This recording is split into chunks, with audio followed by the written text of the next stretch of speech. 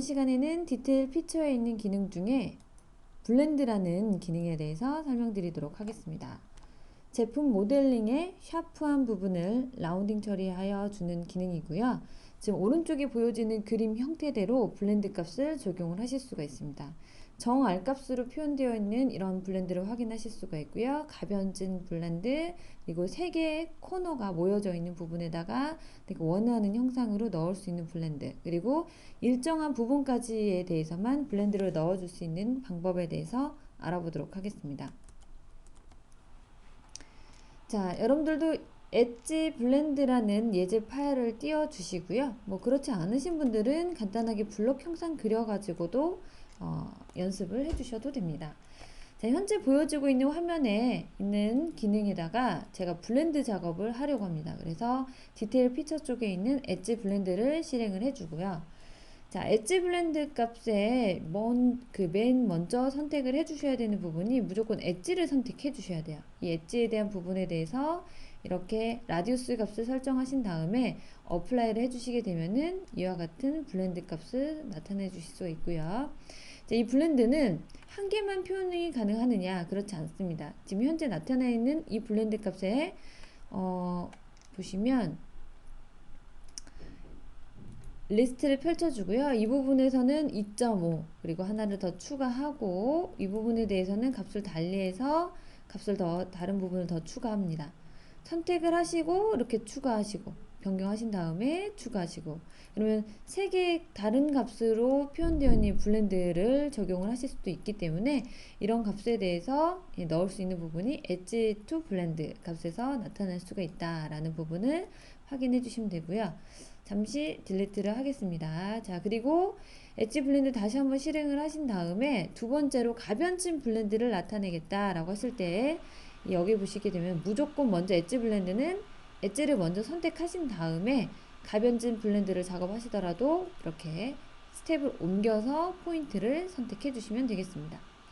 자, 이 부분에 대해서 R값 하나만 지정이 되어 있으면 정R값으로 표현이 되지만 포인트를 하나 더 선택해서 여기는 다르게 이쪽 부분에 대해서는 또 다르게 나타내 주시게 되면은 각각 위치에 대한 내용이 이렇게 변경이 되는 것을 확인하실 수가 있습니다. 가변진 블렌드는 이렇게 내가 원하는 위치에 이 볼을 잡고 옮겨주시게 되면은 위치가 변경되는 것을 확인하실 수가 있고 화살표를 옮겨주시게 되면은 자, 이렇게 화살표 값으로 제어가 되는 것을 확인하실 수가 있습니다. 자, 여기서 어플라이를 해주시게 되면은 이런 가변진 블렌드 값이 완성이 되는 것을 확인하실 수가 있고, 자, 그 다음에는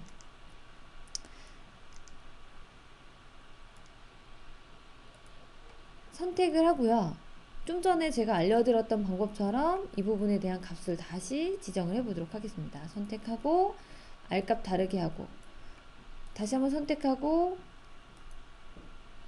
R값 다르게 지정을 해주신 다음에 이 각각에 대한 내용들의 R값이 다르게 되면 이 코너 자체가 지금과 같은 형상으로 만들어지는 것을 확인하실 수가 있죠. 그런데 코너 셋백이라는 값을 이용을 해서 현재에 대한 세 부분에 대한 포인트가 다른 위치에 대한 포인트를 좀 이 부분을 내가 원하는 상태로 좀 변경하고 싶다라고 했을 때는 코너 셋백에서 이 세 라인이 엣지가 모여진 꼭지점을 클릭을 해줍니다.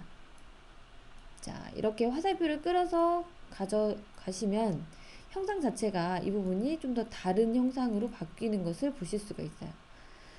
좀 전하고는 전혀 다르죠. 그 부분 같은 경우에는 안쪽에 형상하고 이 모서리 있는 부분하고 좀 예쁘지 않았는데 지금은 어느 정도 정리가 되면서 이 가변진 그 형상 자체에서도 내가 원하는 값으로 좀 얻어줄 수가 있고요. 만약에 이 기능이 없었다면 이 부분 같은 경우에는 페이스로 다 작업을 하신 다음에 시트바드로 다 작업을 하신 다음에 트림바드를 해서 만들어줘야 되는 내용인데 이렇게 간단하게 표현이 되고 혹시라도 수정을 해야 된다라고 했을 때에도 다시 한번 에디트 모드에 들어가서 변경을 해주시게 되면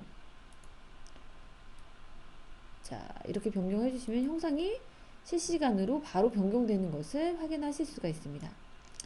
자, 이번에는 엣지 블렌드에서 보시면 스탑 쇼트 업 코너라고 나와 있는 부분이 있어요. 얘는 뭐냐? 현재 있는 위치에 대한 커브를 이렇게 선택을 했어요. 자, 레프트 버튼 이 부분 말고 여기까지에 대한 내용을 하는데 나는 이 부분에 대한 내용 중에서 여기까지만 현재 나타내는 이 부분까지만 블렌드를 적용을 하고 싶다라고 가정을 하면 스탑 쇼트 업 코너로 스텝을 바꿔주신 다음에 포인트를 찍어줍니다. 그런 다음 쭉 내려와 주시고요.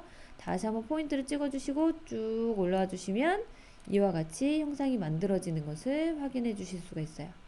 자, 이처럼 여러분들이 좀 더 편리하게 나타낼 수 있는 부분을 보실 수가 있기 때문에 엣진 블렌드를 잘 활용하시게 되면은 다양한 형상으로도 적용을 가능한 부분을 보실 수가 있습니다.